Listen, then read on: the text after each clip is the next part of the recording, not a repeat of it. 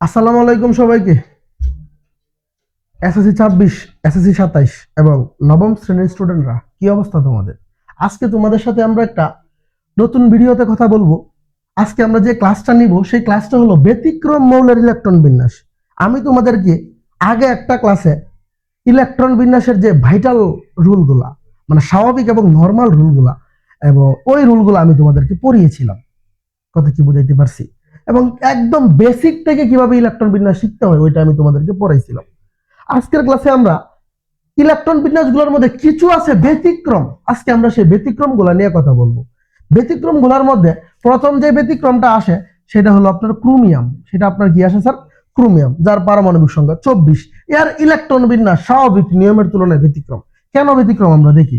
আমরা যদি ইলেকট্রন বিন্যাস করা শুরু করি 1s2, 2s2, 2p6, 3s2, 3p6 এবং 3d4s, এই পর্যন্ত খুব স্বাভাবিকভাবে ইলেকট্রনগুলো বসবে। বসার পরে এখন 3d এবং 4s দুইটা একত্রে আপনার এই জায়গায় আসবে। স্যার 4s নিম্ন শক্তি স্তর হয়, এখানে 2 আর এখানে 4, এরকমটা হওয়ার কথা ছিল স্বাভাবিক নিয়ম অনুযায়ী। স্বাভাবিক নিয়ম অনুযায়ী এরকমটা হওয়ার কথা ছিল। আমি আবারও বলে দিচ্ছি, আমার ইলেকট্রন বিন্যাসের আগের ক্লাসটা দেখে তারপরে এখানে আসবেন। আগের ক্লাসটা যদি আপনি না দেখে আসেন তাহলে হয়তো এই ক্লাসটা আপনার পক্ষে বোঝাটা একটু কষ্টকর হয়ে যাবে। আপনি যদি ইলেকট্রন বিন্যাস না পারেন, সে ব্যতিক্রম ইলেকট্রন বিন্যাসটা আপনি বুঝবেন না হয়তো। তাই আগে একটু ওই ক্লাসটা দেখে তারপর এখানে আসবেন। স্যার দেখেন, এখন এরকমটা আমার স্বাভাবিক নিয়ম অনুযায়ী হওয়ার কথা ছিল, কিন্তু এই জায়গায় স্যার ভুলটা কই হইলো?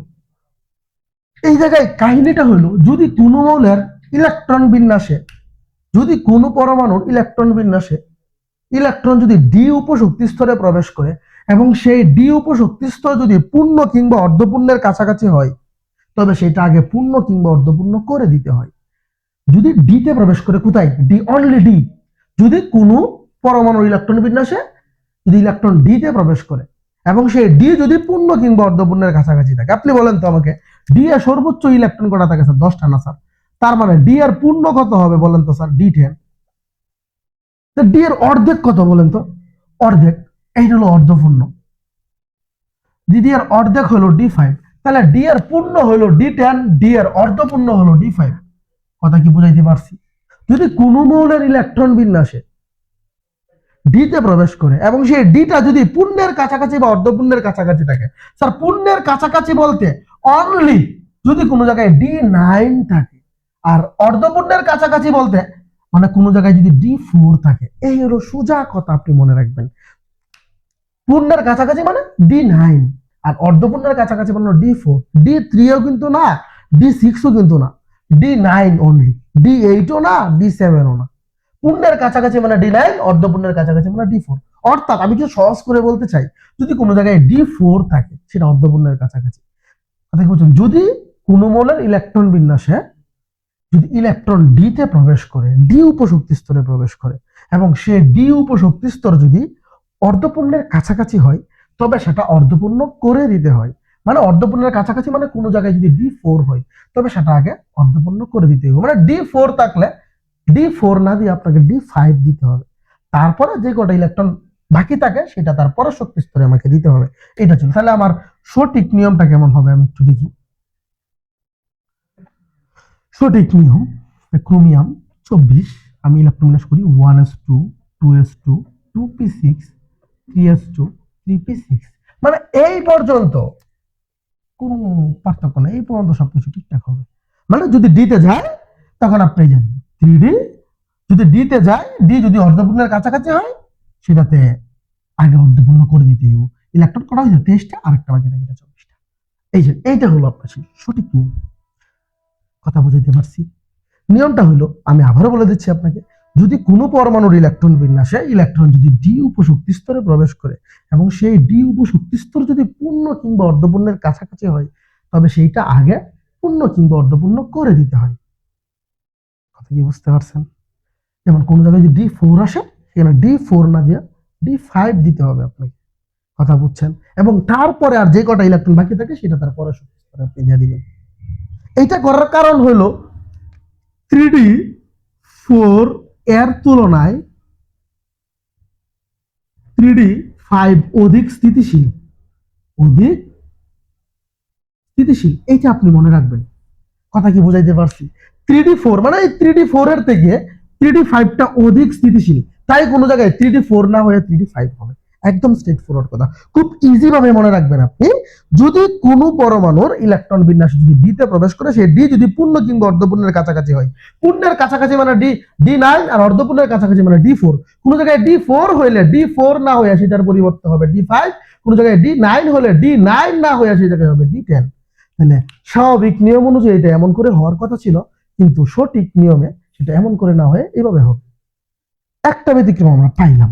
আরেকটা ব্যতিক্রম হলো আমার কপার 29টা। দেখেন কপার ইলেকট্রন বিন্যাসটা কেমন, যে 1s2 2s2 2p6 3s2 3p6 3d এবং 4s। স্বাভাবিক নিয়ম অনুযায়ী 4s2 নিম্ন, সে ছোটটা আগে পূর্ণ করে, তারপরে হয়েছে 18টা, 2টা 20টা, 9টা, এই যে 29টা। এইরকমটা হওয়ার কথা ছিল স্বাভাবিক নিয়ম অনুযায়ী। আপনার স্বাভাবিক নিয়ম অনুযায়ী কপার ইলেকট্রন বিন্যাস এরকম করে হওয়ার কথা ছিল, কিন্তু এই জায়গায় আমি বলছি নিয়ম তো আগেই বলে রাখছি, যদি ইলেকট্রন ডিতে যায়, সেই ডি যদি পূর্ণ কিংবা অর্ধপূর্ণের কাছাকাছি হয়, অর্ধপূর্ণের কাছাকাছি মানে D4, আর পূর্ণের কাছাকাছি মানে D9। যদি কোনো জায়গায় D9 হয়, তো সে জায়গায় D9 দেওয়া যাবে না, সেটাকে আগে পূর্ণ করে দিতে হবে। স্যার যেমন দেখেন এই জায়গায় তাহলে D9 না হয়ে D10 হবে, তারপরেরটা তার একটা যাবে। আগের ইলেকট্রন বিন্যাসটা যথারীতি সেম ভাবে থাকবে, 1s2 2s2 2p6 3s2 3p6, এইটা যেটা এটা তো সেম। এখানে আপনি দিয়ে দিবেন যে 29। এখানে হলো আপনার সঠিক নিয়ম, আপনার সঠিক নিয়ম। কথা বুঝতে পারছেন?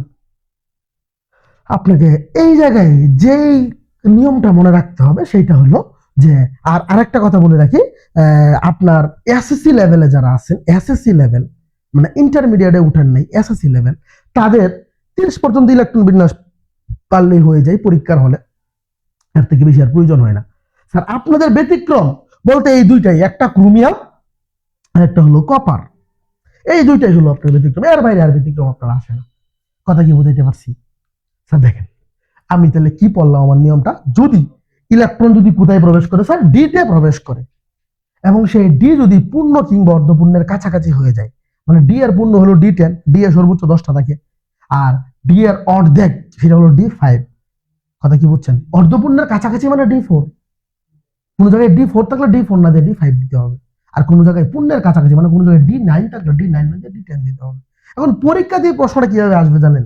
আপনাকে পরীক্ষা হলে এভাবে প্রশ্ন করবে, ধরেন একটা উদ্দীপক দিল এভাবে, এখানে দিল x দিয়া, এখানে দিল আপনার 24, এখানে ঘতে আপনার প্রশ্ন করে বসবে যে উদ্দীপকের x মৌলটির ইলেকট্রন বিন্যাস স্বাভাবিক নিয়মের তুলনায় ব্যতিক্রম ব্যাখ্যা করো। এটা আপনাকে প্রশ্ন করে বসে থাকবে, উদ্দীপকের x মৌলটির ইলেকট্রন বিন্যাস স্বাভাবিক নিয়মের তুলনায় ব্যতিক্রম, তুমি ব্যাখ্যা করো।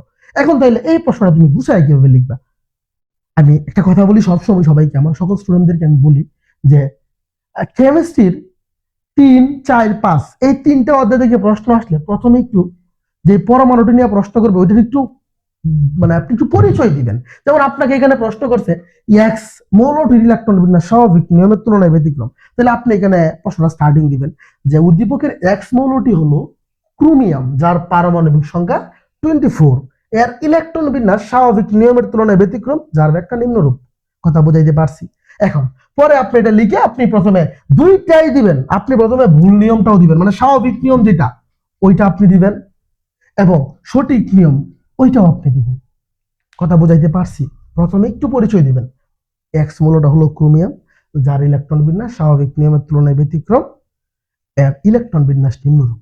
তাহলে প্রথমে আপনি দিবেন যে স্বাভাবিক নিয়ম অনুযায়ী এরকম করে হওয়ার কথা ছিল, এরকম করে না হয়ে সঠিক নিয়মটা দেখায় দিয়ে পরে নিচ থেকে ব্যাখ্যা লেখা শুরু করবেন। আমি এতক্ষণ যা বলছি তাই ব্যাখ্যা।